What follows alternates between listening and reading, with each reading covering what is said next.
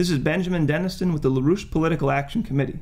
As we here at LaRouchePAC.com have documented over the last few days, the Obama administration is currently throwing a paranoid fit over the fact that the LaRouche PAC is being very effective in leading the patriotic opposition to their Nazi-style healthcare reform. The Obama administration has, over the past week, become hysterical in the face of this resistance, as we calmly and clearly tell the truth about the president's policy. As one example of this, we are featuring here a short video clip of a LaRouche PAC representative, Anton Chaikin, intervening at an Obama administration-sponsored event last Wednesday, June 10th, in Washington, D.C. The event was a public meeting of the Federal Coordinating Council on Comparative Effectiveness Research, one of the main coordinating bodies of the Nazi healthcare policy which the Obama administration is attempting to ram through.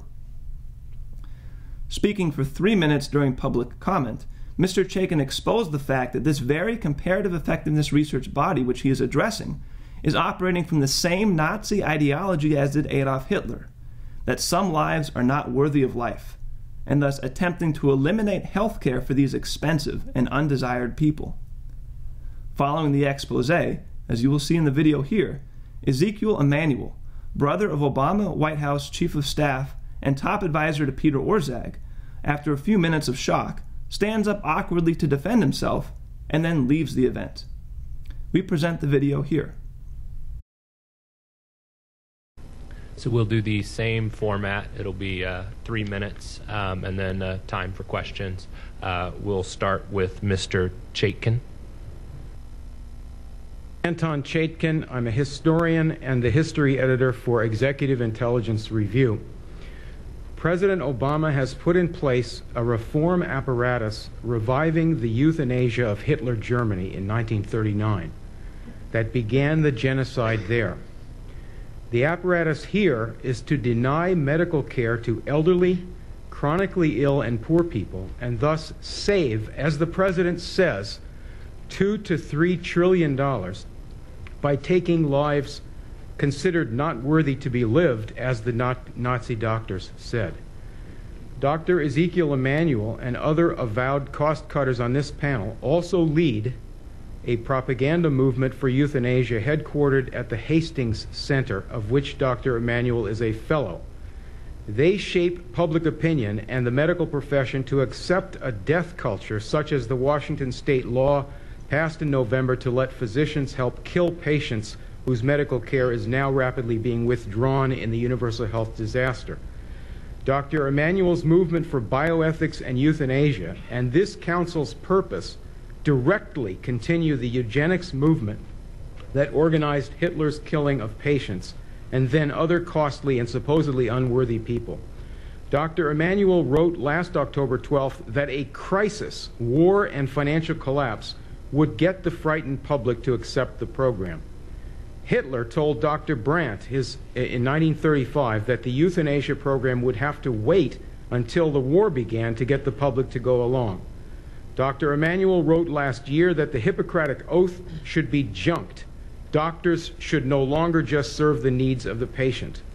Hoche and Binding, the German eugenicists, exactly said the same thing to start the killing. You on the council are drawing up the procedures list to be used to deny care, which will kill millions if it goes ahead in the present world crash. You think perhaps the backing of powerful men, financiers, will shield you from accountability, but you are now in the spotlight. Disband this council and reverse the whole course of this Nazi revival now. Thank you.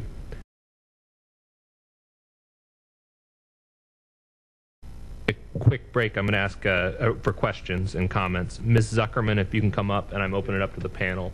And you'll... Yes, we're still going to, Ms. Williams, you're still going to get to talk. I'm going to ask Ms. Zuckerman to come up and join you. We're going to take a quick stop in the panel to open it up for comments or questions, because we have a few folks who have to potentially go. The whole transcript will be available, though, and all comments will be shared with all council members.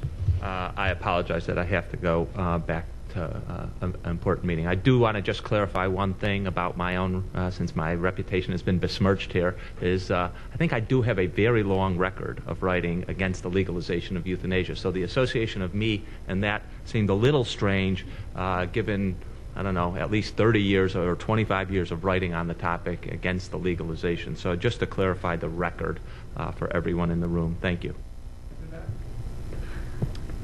Can we? You stated No. that you're opposed to assisted suicide, but that you are in favor of the withdrawal of medical care, which accomplishes the same thing. But you had this article with Margaret Batten, who is an accomplished. So, sir, it's not a. Your statement was read into the record. It's not the time for debate, but we appreciate your comments, and we apologize for the break in the panel. But we just wanted to have that break.